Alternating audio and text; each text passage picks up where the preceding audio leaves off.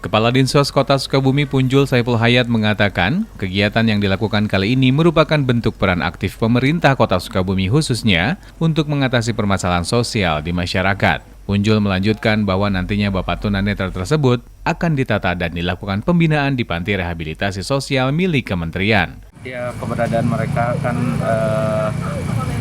harus ditingkatkan derajatnya ya. Jadi nanti kita berdayakan.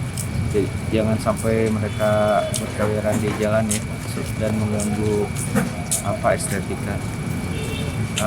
Kita coba nanti ada program kebudayaan sehingga mereka mungkin nanti kita kerjasama dengan panti rehabilitasi dari Kemensos ataupun dari provinsi ya. Mudah-mudahan ada program yang cocok untuk mereka. Ya, kita lebih bersifat kepada pembinaan, pemberdayaan. Bagaimana mereka mempunyai kelebihan yang dimiliki seperti tadi, misalnya tukang kacapi ya, mungkin juga bisa diarahkan kepada acara-acara pemerintah ataupun swasta ataupun hajatan-hajatan atau yang lain sebagainya yang meningkatkan derajat mereka tidak hanya di jalanan.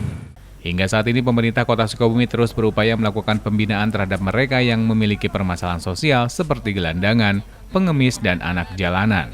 Dari Kota Sukabumi, Sofwan Zulfikar mengabarkan untuk Dinamika News.